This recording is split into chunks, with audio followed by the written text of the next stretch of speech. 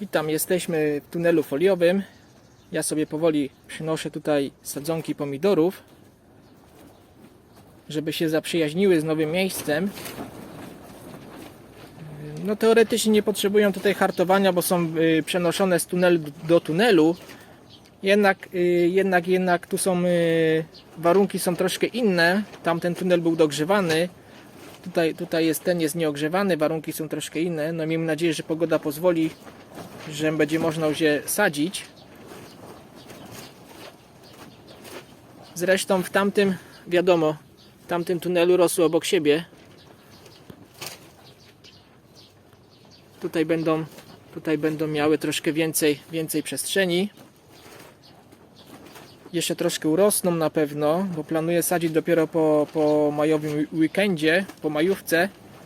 Jak widać, nawodnienie pracuje, żeby mi to dobrze glebę nawodniło i żebym mógł sadzić w wilgotną glebę, nie w suchą.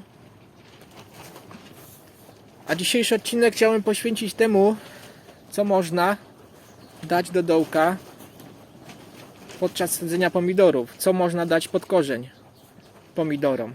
I skupię się tutaj raczej na naturalnych składnikach czy też materiałach. Także zapraszam do oglądania.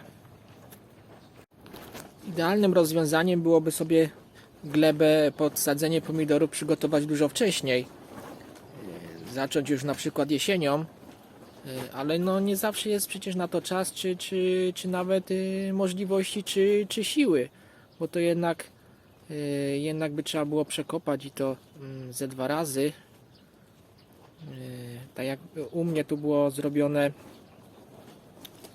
na jesień był obornik przekopany, na wiosnę było zwapnowane i zasiany poplon. Ten poplon był ponownie przekopany, także to jest jednak jest tu trochę pracy w to włożone. Zresztą odsyłam do mojego wcześniejszego filmiku o przygotowaniu tunelu foliowego do sadzenia pomidorów.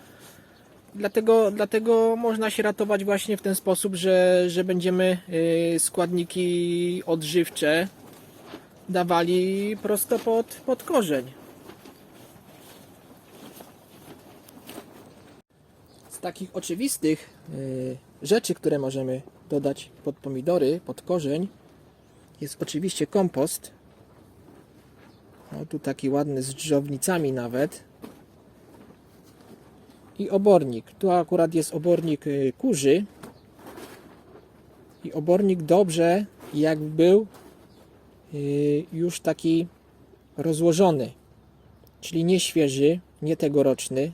Najlepiej jak był ten rok sobie na pryzmie poleżał, czy nawet 2 lata, taki byłby idealny. Świeży obornik może czasem palić korzenie. Poza tym trzeba uważać, bo na przykład taki kurzy zawiera bardzo dużą ilość azotu, co może później skutkować tym, że pomidory będą słabo wiązały owoce. Kwitnąć będą kwitły, ale te kwiatki zaczną opadać im. Chociaż dla samej rośliny to jest dobre, bo kolor ich bardzo się zrobi zielony, będą intensywnie rosły, jednak to owocowanie może być bardzo mizerne. Oprócz azotu taki obornik oczywiście zawiera inne składniki odżywcze. Oczywiście może być obornik koński czy też bydlęcy, także w formie granulowanej. Też jest dobry, bo granulowany oczywiście będzie się wolniej rozkładał w glebie, na dłużej go wystarczy. I takiego obornika myślę, że około 200 gram pod jedną roślinę, czyli liczyć taka 1 garść. Kompost. Kompostem nie można przesadzić, nie można przenawozić. Mnóstwo składników odżywczych. Też myślę, że garść pod jedną roślinę. Można też ściółkować kompostem.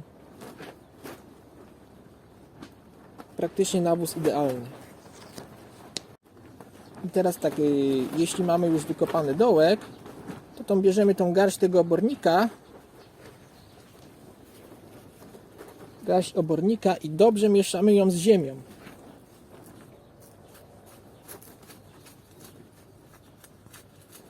Chodzi o to, żeby jeszcze młode korzenie pomidorów nie miały bezpośredniego kontaktu z obornikiem. Żeby czasem nie doszło do ich uszkodzenia. Mamy to wymieszane. Teraz najlepiej byłoby jeszcze podlać. I można sadzić już w to pomidory. Jedziemy dalej. Z mniej oczywistych rzeczy, które można dodać do dołka pod pomidory, na przykład są świeże pokrzywy, liście pokrzyw.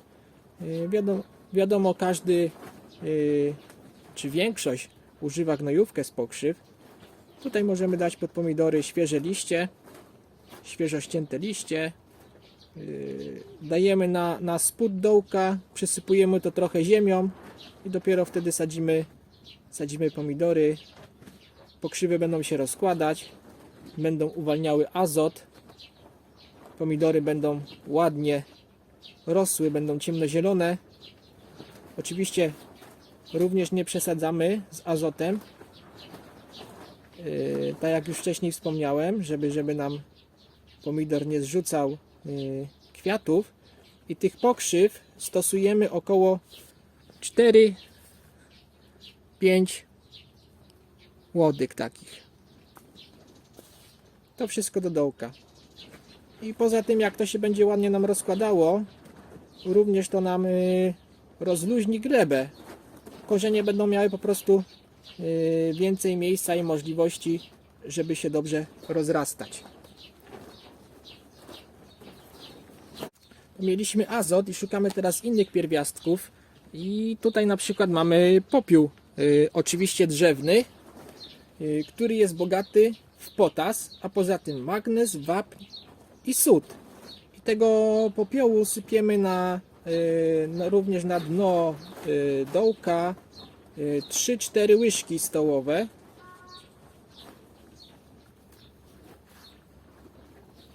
Oczywiście nie używamy popiołu węglowego, tylko drzewny, albo na przykład jeśli gdzieś jakieś palimy resztki roślinne typu chwasty, nie wiem, jakąś starą słomę, to wszystko można wykorzystać.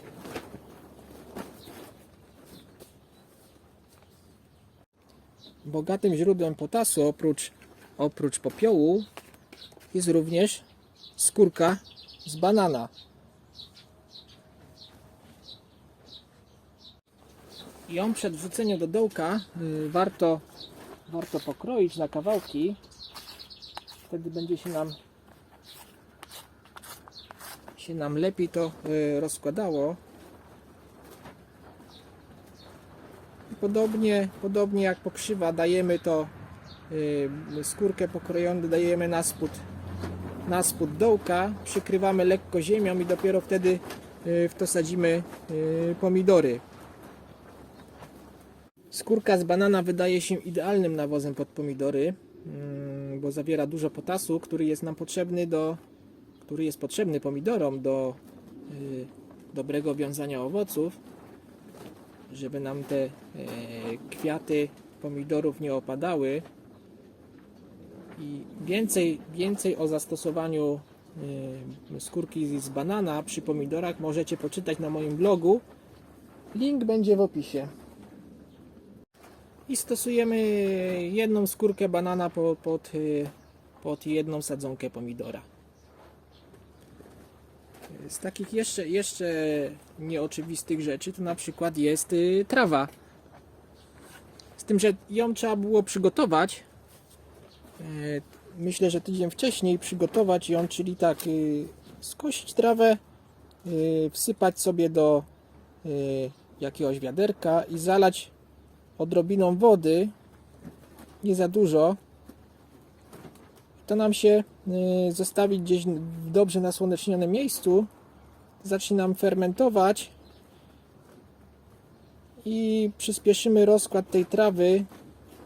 Uzyskamy coś w rodzaju z tego kompostu, który będzie zawierał składniki odżywcze. Może nie będzie tego jakoś bardzo dużo, ale gdy na przykład ktoś nie ma kompostu, a chciałby w jakiś naturalny sposób zasilić sobie pomidory, to właśnie można tak zrobić. To wtedy tą trawę rozłożoną z wodą możemy wlewać do dołka, wymieszać trochę z glebą i przystąpić do sadzenia. Azot i potas mamy już załatwiony. Co do fosforu, to możemy użyć resztek ryb. Resztki ryb są bardzo bogate w fosfor. Czyli resztki, czyli można powiedzieć ości czy rybie łby, to wkładamy do dołka. Dobrze jest to przelać wodą, przysypać ziemią lekko i wtedy sadzić pomidory. To te podstawowe pierwiastki mamy załatwione. Jedźmy dalej. Tu są na przykład skorupki jajek, które oczywiście są bogatym źródłem wapnia, ale również miedzi i siarki. Wapń, jak wiadomo, potrzebny jest roślinom.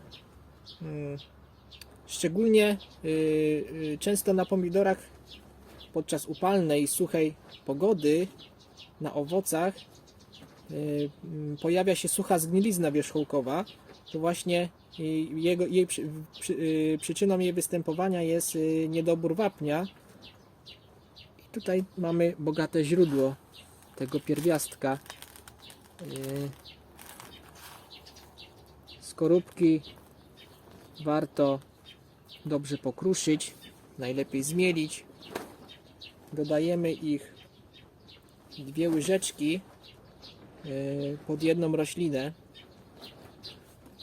Oprócz tego, że zawierają wapń czy tam inne pierwiastki, to również dzięki swoim ostrym krawędziom będą nam odstraszać też w jakimś stopniu szkodniki glebowe. Po prostu ostre krawędzie szkodniki niezbyt to lubią. Kolejną ciekawą rzeczą, jaką możemy wrzucić do dołka, jest cebula, a raczej jej łuski. Wiadomo, cebula mnóstwo witamin i w glebie działa ona bakteriobójczo, a także pomaga chronić pomidory przed chorobami grzybowymi, szczególnie tymi odglebowymi oczywiście, chociaż w jakimś stopniu na pewno poprzez korzenie również będzie chroniła przed chorobami grzybowymi na liściach. Równie ciekawą rzeczą są drożdże, zwykłe drożdże. Najlepiej świeże, tylko trzeba je najpierw odpowiednio przygotować i bierzemy 10 gram drożdży, rozpuszczamy w 10 litrach ciepłej wody, oczywiście nie gorącej, woda powinna mieć temperaturę najlepiej około 40 stopni. Odstawiamy na 1 dzień do przefermentowania, później tą miksturę wlewamy przed sadzeniem do dołków w ilości 200-300 ml na jednego pomidora.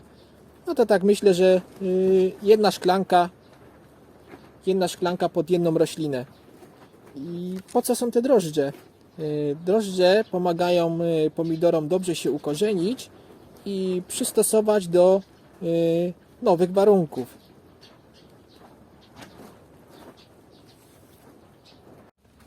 Oczywiście nic nie stoi na przeszkodzie, a nawet jest wskazane, żeby wszystkie te nasze omawiane wcześniej składniki ze sobą łączyć. Czyli na przykład tutaj możemy połączyć sobie pokrzywę i skórkę z banana. To po to, żeby dodać i azot, i potas. Zamiast skórki z banana na przykład możemy wziąć nasz popiół drzewny, również potas. Wiadomo, że zawiera jeszcze inne składniki, ale tutaj potas jest najważniejszy. Oczywiście cebula, aby ograniczyć nam występowanie jakichś chorób grzybowych. No i myślę, żeby dostarczyć wapnia, to skorupki jajek będą idealne. Także warto taki miks zrobić. Jeszcze na koniec coś dla takiej słabej gleby, jak ja mam tutaj. Słabej i mocno przepuszczalnej gleby piaszczystej. Czyli tak. Hydrożel i taka glinka. A może po kolei, tu mamy hydrożel. Wszystko chodzi o to, żeby nam zatrzymać tą wilgoć w glebie.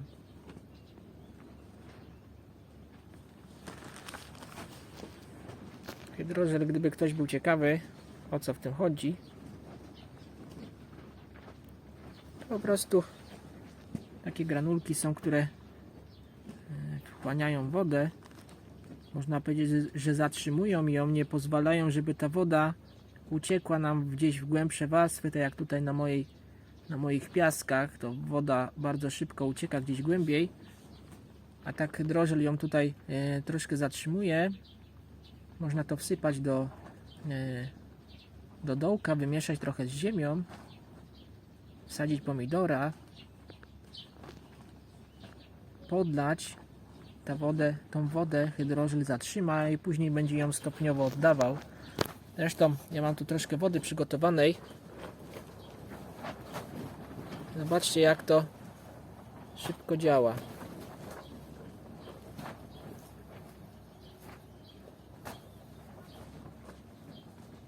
Widzicie, co się dzieje? Hydrożel wchłania tą wodę i zwiększa swoją objętość, a później będzie to stopniowo, jak będzie w dołku, będzie to stopniowo roślinie oddawał. No i na podobnej zasadzie działa tutaj ta glinka. Glinka do sadzenia, utrzymuje wilgoć. To takie, można powiedzieć, taki żwirek. Działa na podobnej zasadzie. Zatrzymaną wilgoć tutaj w pobliżu pomidora nie pozwoli, żeby ona uciekła gdzieś głębiej. Myślę, że dobry sposób na gleby piaszczyste, ale również do tuneli foliowych, gdzie niestety czy stety jesteśmy skazani jednak na podlewanie. Nie możemy liczyć na opady atmosferyczne. Jednak jest to pomieszczenie zamknięte. No i czymś trzeba się wtedy ratować. No dobra. Na dzisiaj to tyle. Do zobaczenia i zapraszam wkrótce.